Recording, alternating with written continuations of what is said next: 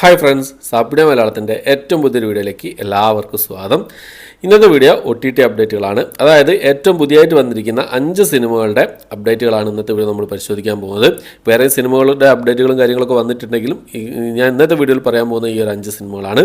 അത് കഴിഞ്ഞിട്ട് മറ്റുള്ള അപ്ഡേറ്റുകളും കാര്യങ്ങളൊക്കെ നോക്കിയതിന് ശേഷം നിങ്ങൾക്ക് മുന്നിലേക്ക് എത്തിക്കാൻ ശ്രമിക്കുന്നതാണ്. ഒന്നാമത്തെ സിനിമ നമ്മുടെ കഴിഞ്ഞ ദിവസം പൊങ്കൽ റിലീസായി തിയേറ്ററിൽ റിലീസ് ചെയ്ത തമിഴ് സിനിമയായിരുന്നു അയലാൻ എന്ന് പറഞ്ഞ സിനിമ.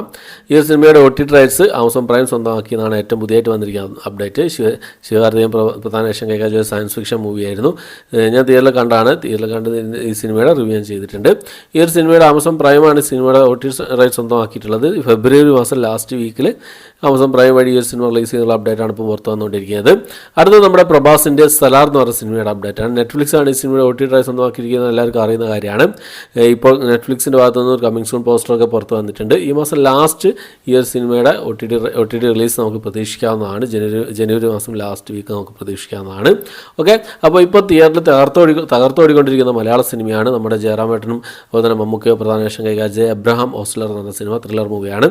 ഈ സിനിമയുടെ OTT റൈറ്റ്സ് ആമസോൺ പ്രൈം സ്വന്തമാക്കി എന്നുള്ളൊരു അൺഒഫീഷ്യൽ റിപ്പോർട്ടുകളാണ് ഇപ്പോൾ പുറത്തു വന്നുകൊണ്ടിരിക്കുന്നത്.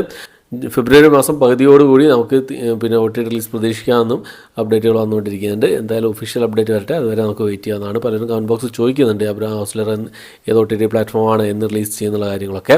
അടുത്ത നമ്മുടെ മഹേഷ് ബാബു പ്രധാന വേഷം കൈകാര്യം ചെയ്ത ഒരു ആക്ഷൻ ഡ്രാമ വിഭാഗത്തിൽപ്പെട്ട സിനിമയായിരുന്നു ഗുണ്ടൂർക്കാരൻ എന്ന് പറഞ്ഞ സിനിമ. പൊങ്കലിന് തിയേറ്റർ റിലീസ് ചെയ്ത സിനിമയാണ്. ഈ സിനിമയുടെ OTT റൈറ്റ്സ് നെറ്റ്ഫ്ലിക്സ് ആണ് സ്വന്തമാക്കിയിട്ടുള്ളത്. ഫെബ്രുവരി മാസം പകുതിയോടുകൂടി ഈ സിനിമ OTT റിലീസ് ചെയ്യുന്നതാണ് അറിയാൻ കഴിയുന്നത്. നെഗറ്റീവ് റിപ്പോർട്ടുകളാണ് കൂടുതൽ വരുന്നത് ഈ സിനിമയ്ക്ക്. അപ്പോൾ ഒരു OTT റിലീസ് ചെയ്യുന്ന സമയത്ത് മൾട്ടി ലാംഗ്വേജ് നമുക്ക് പ്രതീക്ഷിക്കാവുന്നതാണ്. അടുത്തത് മലയാളത്തിലുള്ള ഒരു ത്രില്ലർ മൂവിയാണ്. വിനയ് ഫോർട്ട് പ്രധാന വേഷം കൈകാര്യം ചെയ്ത വാതിൽ എന്ന് പറഞ്ഞ സിനിമയാണ്. ഈ സിനിമയുടെ OTT റൈറ്റ്സ് ആമസോൺ പ്രൈം സ്വന്തമാക്കിയതാണ് ഏറ്റവും പുതിയതായിട്ട് വന്നിരിക്കുന്ന റിപ്പോർട്ടുകൾ സൂചിപ്പിക്കുന്നത്.